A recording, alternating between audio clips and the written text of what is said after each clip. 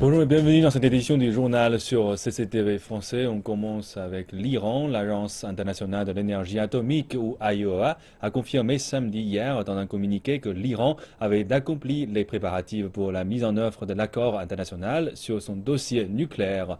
Au terme de l'accord sur le nucléaire iranien signé le 14 juillet 2015, l'Iran a accepté de réduire son programme nucléaire en échange de la levée de certaines sanctions imposées au pays par l'Union européenne, les États-Unis et l'ONU. Les membres du Conseil de l'AIEA ont décidé en décembre dernier de classer le dossier du dit programme d'armement nucléaire de l'Iran, vu que Téhéran avait coopéré avec l'agence pour résoudre le problème. Et une nouvelle ère s'ouvre pour le peuple iranien après que l'Union européenne a annoncé la levée des sanctions appliquées au pays en raison de sa position sur le nucléaire. Et tout de suite, plus de détails. L'Union européenne a annoncé la levée de toutes les sanctions nationales et multilatérales liées au nucléaire concernant l'Iran. La chef de la politique étrangère de l'Union européenne, Federica Mogherini, a déclaré que cela intervenait suite à la conformité de l'Iran avec l'accord conclu en juillet dernier avec les grandes puissances, appelé aussi JCPOA.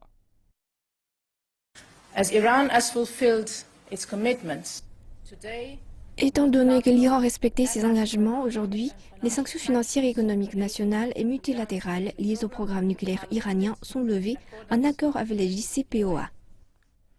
Samedi, le président américain Barack Obama a signé un ordre de levée des sanctions contre l'Iran en lien avec son programme nucléaire. Le secrétaire d'État américain John Kerry a déclaré que le mouvement permettrait d'étendre les opportunités pour le peuple iranien. Pour parvenir à ce point, mesdames et messieurs, l'Iran a accompli des pas significatifs que beaucoup, vraiment beaucoup de personnes doutaient qu'il puisse y parvenir. Et cela doit être reconnu même si la pleine mesure de cette réalisation ne se constatera qu'au cours des prochaines années. En retour des mesures prises par l'Iran, les États-Unis et l'UE vont immédiatement lever les sanctions liées au nucléaire et étendre ainsi l'horizon d'opportunités pour le peuple iranien. Et l'Iran a déclaré avoir libéré 4 prisonniers pourvus de la double nationalité américano-iranienne dans le cadre d'un échange de prisonniers avec les États-Unis.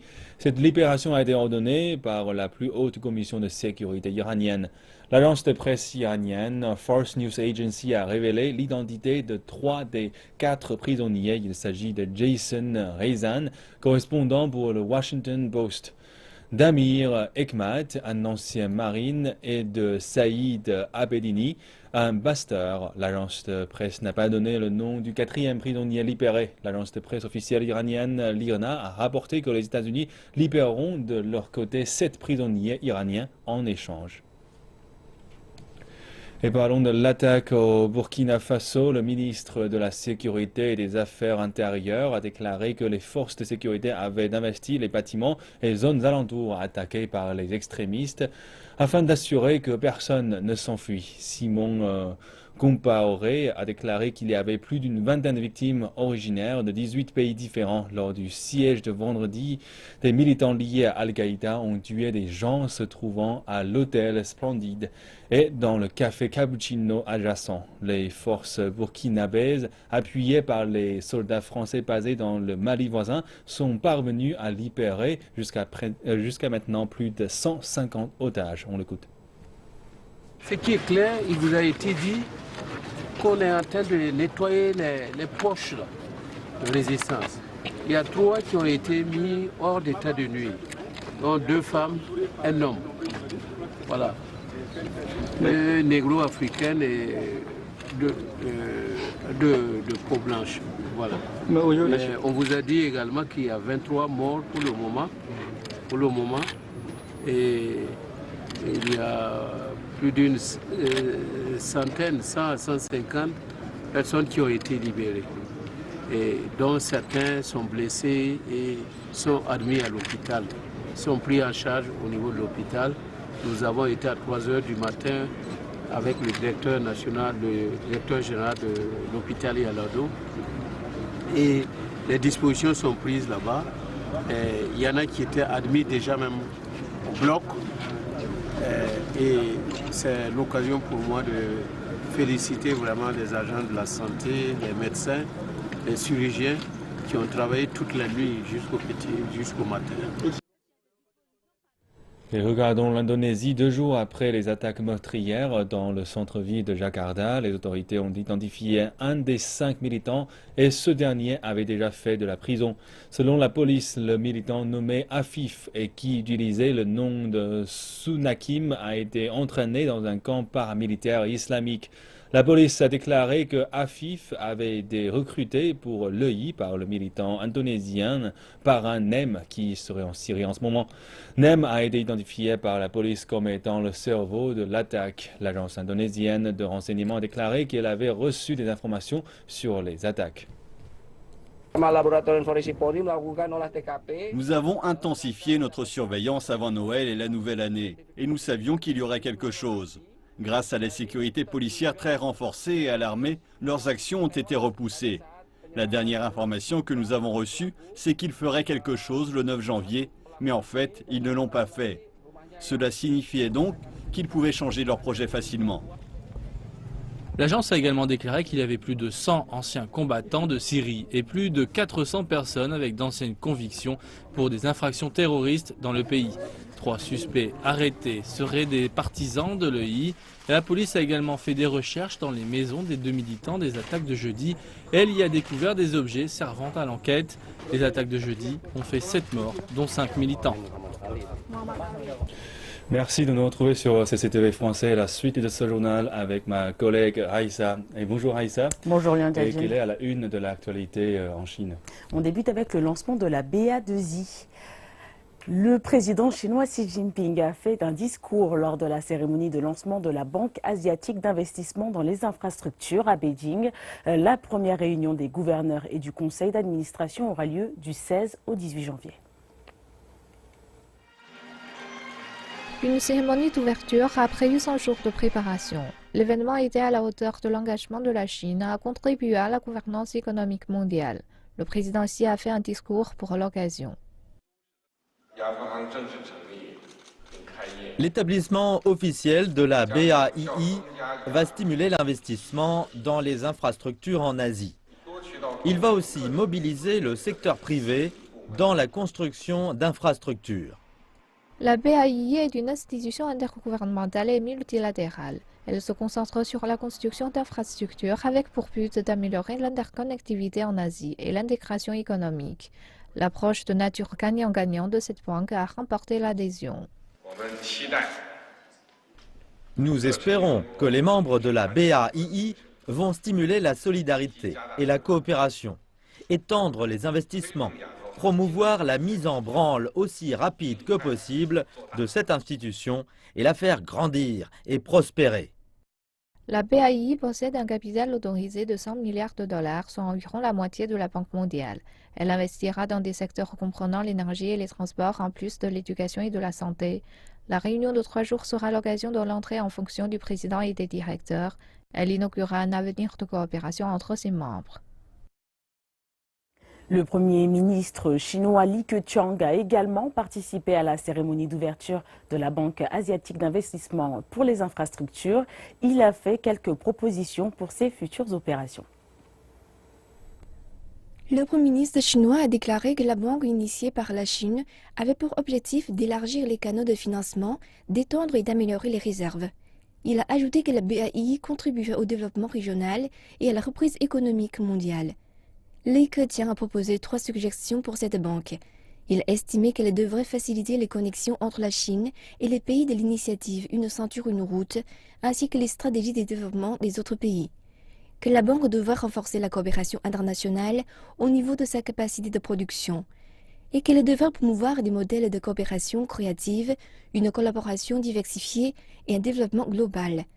Le Premier ministre chinois a enfin déclaré que la Chine souhaitait travailler avec l'ensemble des membres de cette banque en vue d'établir la paix, la stabilité et la prospérité dans la région et à travers le monde.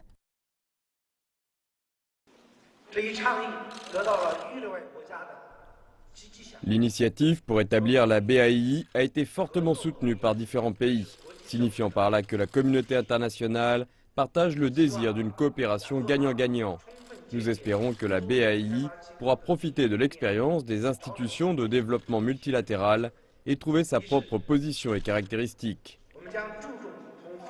Nous coopérerons avec nos partenaires afin de nous assurer que nous nous complétons les uns les autres, afin de fournir une nouvelle plateforme pour les pays en voie de développement, afin d'élargir la coopération économique et de créer des opportunités pour améliorer la coopération entre le Nord et le Sud. La BA2I ne va pas seulement accélérer la construction d'infrastructures en Asie, mais elle va également donner des opportunités aux pays qui ne sont pas du continent. Des précisions en images. La construction d'infrastructures est ce sur quoi les Philippines ont mis l'accent. Selon le rapport sur la compétitivité mondiale 2014-2015 du Forum économique mondial, les Philippines se classent au 95e rang mondial en termes de qualité d'infrastructure. La Banque centrale des Philippines croit que la BA2I pourra l'aider à financer la construction d'infrastructures dont elle a un besoin urgent.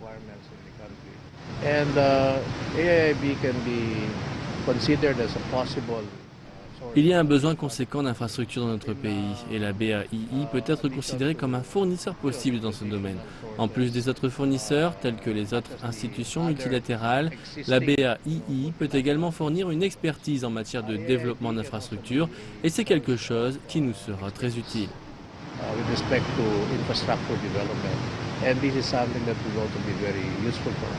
L'Inde est le deuxième plus grand pays en développement d'Asie. Elle a une population élevée et bénéficie d'un potentiel de développement économique énorme. Mais les analystes indiens indiquent que leur pays manque d'infrastructures et que des investissements colossaux sont nécessaires pour équiper le pays en routes, ponts, hôpitaux et écoles. Je m'attends à ce que la BAII finance les projets de construction d'infrastructures en Inde, car nous sommes en retard en matière de développement d'infrastructures. La Chine est arrivée à une étape de son développement où elle peut aider les autres. En Russie, les experts expliquent que la BA2I peut soutenir la reprise économique. La BA2I et l'initiative Une ceinture, une route peuvent stimuler le commerce et les échanges économiques entre l'Eurasie et la Chine. Et la Russie, qui est un grand pays de l'Eurasie, en profitera. La Russie espère attirer des investissements dans la région, en particulier car nous avons réalisé que les infrastructures, et en premier lieu les systèmes de transport public, sont des facteurs clés du développement économique. Les pays de l'Asie et de l'Océanie ont quant à eux besoin de capital et d'expertise. Et plusieurs pays, ne faisant pas partie de ces continents, peuvent fournir financement et conseils. C'est le cas du Royaume-Uni par exemple, qui voit en la BA2I un moyen d'exporter son expertise et de gagner de nouveaux clients. Tout d'abord, la reconnaissance des besoins de ce que la banque va combler en termes de financement d'infrastructures en Asie, puis la reconnaissance du fait que la Grande-Bretagne a beaucoup à offrir. La Grande-Bretagne possède une grande expertise en matière de construction d'infrastructures, financement d'infrastructures, financement vert, gestion de projets et construction. Nous avons utilisé ces compétences dans le monde entier. Il existe donc un énorme marché pour l'expertise britannique. C'est donc une combinaison de la demande que va combler la banque et de la capacité à apporter de la valeur que les autres participants vont faire via l'expertise que nous avons en Grande-Bretagne. Et d'ajouter, s'attendre à de grands changements dans les infrastructures asiatiques grâce à la BA2I. La leader de l'opposition taïwanaise, Tsai Ing-wen du Parti démocratique progressiste, a revendiqué la victoire dans l'élection du dirigeant de Taïwan.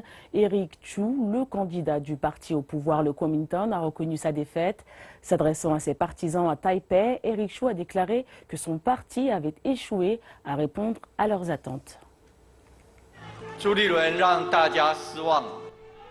Je suis désolé, moi Eric Chu, je vous ai laissé tomber.